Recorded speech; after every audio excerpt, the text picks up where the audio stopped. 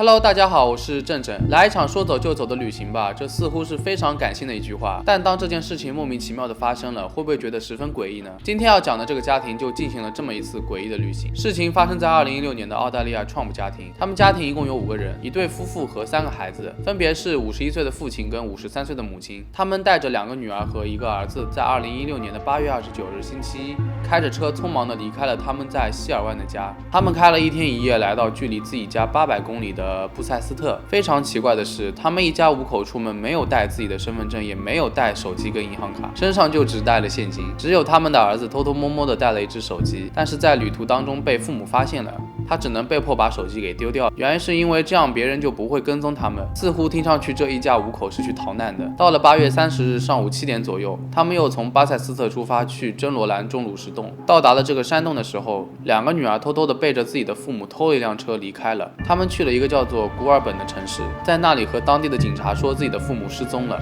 在此之后呢，她们姐妹也莫名其妙的就分开了。当29岁的姐姐被发现的时候，她在一个陌生人的皮卡车厢里，当时她的精神非常紧张，不知道自己的姓名和自己现在在哪里。然而22岁的妹妹其实在分开之后的当天晚上就自己回到了家里。她回到家里的时候，刚好有警察在调查自己的家。因为之前他们报了警，说自己的父母失踪了。警察调查的时候发现他们家里凌乱不堪，桌子上面散落了好多的文件，这些文件都是创普家的农场的财务记录，似乎他们出发前就全部翻过了。桌子上还放了所有人的身份信息，包括护照跟信用卡。那我们来说一下这家子是干嘛的。他们一家5口都在自己的一片农场里面工作，而且平时生意往来还不错。那是什么样的原因导致这一家5口匆匆忙忙的逃离自己的家，并且什么都没有带就带了现金呢？在8月31日，也就是周3的时候，儿子跟父母又分开了，自己一个人坐着火车回到了家里。与此同时，他的父亲跟母亲又开车前往了旺加拉塔，并且在到达旺加拉塔的时候，2个人也分开了。母亲往北走了，而父亲则留在旺加拉塔。这真的是非常奇怪的一家人，不带通讯设备也就算了，而且还可以独自离开，并且他们互相也没有阻止对方的离开。当天父亲在旺加拉塔的时候还引起了一起跟车事件，他跟着一辆和自己的车子长得一模一样的车，直到前面那辆车停下来。当时车里的情侣看到这个父亲从车里下来朝他们跑过来，但是跑到一半突然停住了，而且盯着他们看了一会儿，就徒步走进了边上的树林，渐渐就消失了。当时警察搜索的树林并没有找到那位父亲。后来他们调查了一间小旅馆，因为其中一间房间没有住客被强行打开，而且里面还有住过的痕迹，警察就怀疑是父亲住了一个晚上。然后时间到了9月1日的星期四，母亲独自一个人乘坐公共交通去了亚斯，并且试图在当地订了一间旅馆，但是因为他没有手机和身份证，所以都觉得他有精神问题，随后便送他到当地的医院检查了一下。后来医院的工作人员认出了他，并且报了警。在9月3日，他们一家5口离家出走的第5天，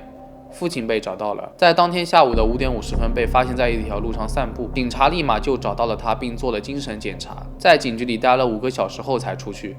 并且对那些关注他的媒体们竖了一个中指，觉得他们侵犯了他的隐私。第2天，妹妹跟儿子都在媒体前接受了采访，并声称感谢警察找到了他们的父亲。他们没有仔细说明这件事情发生的过程，但事实上是他们自己也很迷惑父母的行为，毕竟出这么远的门，什么都不带，并且也不说原因，谁都受不了。事后调查他们的警察马科奈特说，他们一家并没有什么精神疾病，也没有吸毒的现象，没有欠下来的债，也不是邪教中的一员。那是什么样的原因让他们一家突然的离家出走呢？又是什么导致了他们一个个的分开？有种猜想是他们遭遇了黑帮的恐吓，因为他们出门的时候并没有带身份证和手机银行卡，这样的话黑帮也没有办法去找到他们的行踪。还有一种可能是他们患有一种妄想症，叫做2联性精神病，是一种十分罕见的精神病。这种病会表现出妄想和偏执的行为。这对夫妇觉得他们在睡觉的时候有人要迫害他们。如果这种精神病在一个家庭出现，就很容易让对方都患上妄想症。大部分的患者都是成双成对，甚至更多人一起患上的。事后对于创普一家人的访问，